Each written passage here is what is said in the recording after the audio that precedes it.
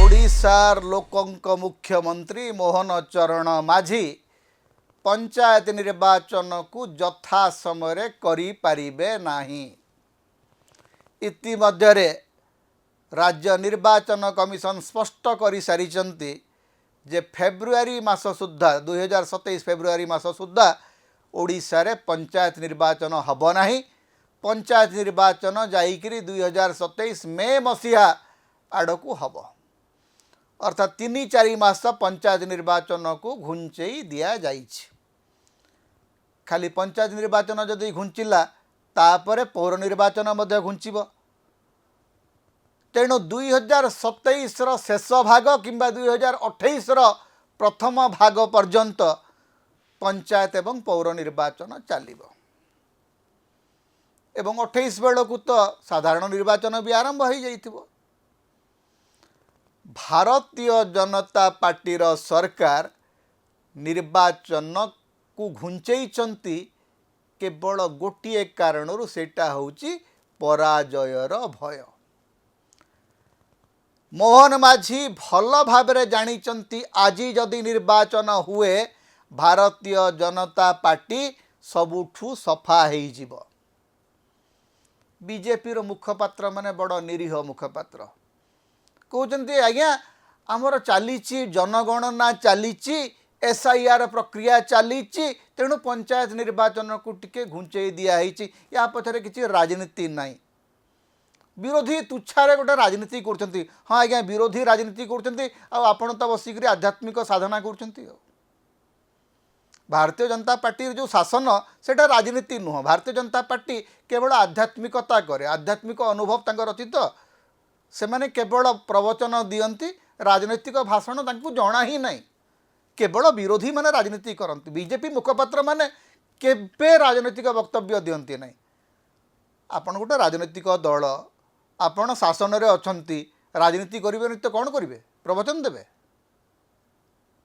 सीधा सड़क पंचायत निर्वाचन करई न देवार लक्ष्य होउची आपणको निर्वाचन को सामना करने को डर लगुच। सेथिपाई जो उपनिर्वाचन हेबार थिला पंचायत निर्वाचन गुड़ी उपनिर्वाचन गत वर्ष मौसुमी वर्षा कारणरू जो उपनिर्वाचन गुड़िक घुंचई दिया होइतला से उपनिर्वाचन गुड़िक आउ गोटे मौसुमी वर्षा आसीगलानी हेई पारु नाही। ए सरकार जेतेबेले आसीथिला प्रतिश्रुति देइथिला जे आमे आसिला क्षणी छात्र संसद निर्वाचन करिबु। 2 वर्ष बीती गला हैला नहीं, ए वर्ष मध्य हब तार कौन सी लक्षण देखा जाउ नहीं। कारण कॉलेज मानकरे जो भलिया छात्र अशांति जानी जानी सृष्टि करा होउची, सेथुरु गोटे कथा स्पष्ट जे बीजेडी चाहूची ए वर्ष मध्य, बीजेपी चाहूची ए वर्ष मध्य छात्र संसद निर्वाचन न हो।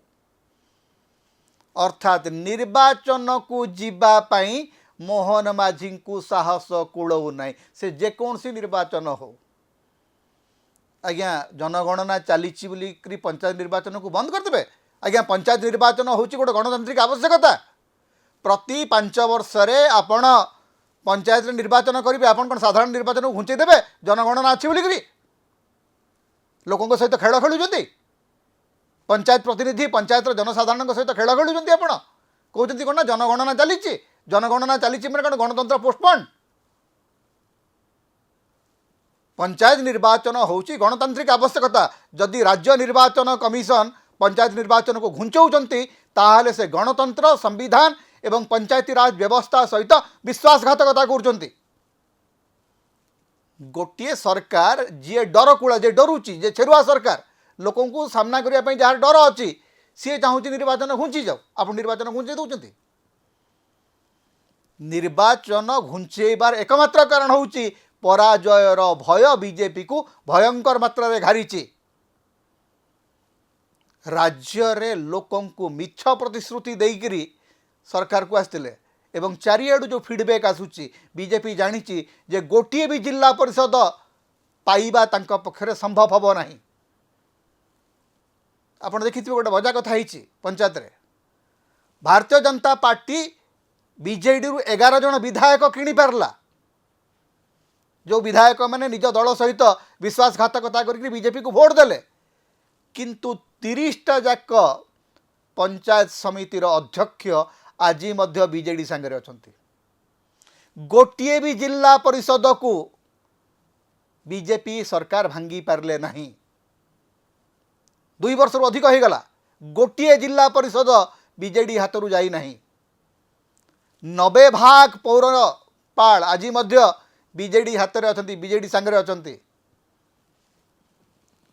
से जो आशा करुले जे सरकार को आसला क्षणी सबू जिला परिषद अध्यक्ष आड़ को डेई पड़े सबू पंचायत समिति अध्यक्ष आड़ को डेई पड़े आज्ञा ठीक उल्टी गला स्थिति आज जदि निर्वाचन हुए ताहले कांग्रेस एवं बीजेडी बीजेपी को एमिति भाव हरइबे जे बीजेपी निजर सत्ता रु निश्चिन्न हो तेणु निर्वाचन घुंचेबार प्रक्रिया चली कारण ता भितर गोटे आशा कराऊँच कौन गोटे मैजिक हम पुणी कौन गोटे सुभद्रा भाया आम कहूँ आज्ञा कि पैसा नियंतु भोट दिंतु कौन गोटे स्कीम फिम योजना चली कारण पैसा देकर निर्वाचन जितबार प्रक्रिया बीजेपी जानी जाइए से मैंने भावुंट जे आउ 2टा खंडे किस्ती दिज्व हुए तो सुभद्रा तापर निर्वाचन हम किंतु सुभद्रा योजना रे केते बड़ विश्वासघातकता महाराष्ट्र रही आपण से खबर मत जाना दरकार 92 लाख महिलांकर सुभद्रा योजना कटिची महाराष्ट्र रे ओडिशार माँ भौणी मैंने जाना दरकार जे कौन सी भी दिन ओडिशा रे 50 लाख कि 60 लाख महिलांकर ना सुभद्रा तालिका कटिଯିव कारण महाराष्ट्र जदि 92 लाख ना कटि जाऊँगी ओडिशा रे जे 50 लाख लोकंर ना कटि नजिव तार ग्यारंटी किए दब तेणु वर्तमान से चेष्टा कर कौन गोटे करेंगे कौन गोटे मैजिक करेंगे जहाँफल निर्वाचन को जीवाई सहज हम एपर्यंत से साहस करूना निर्वाचन को सामना करने तेणु ओडिशा रे ना पंचायत निर्वाचन हम ना पौर निर्वाचन हम ना छात्र संसद निर्वाचन हम ना समवाय निर्वाचन हम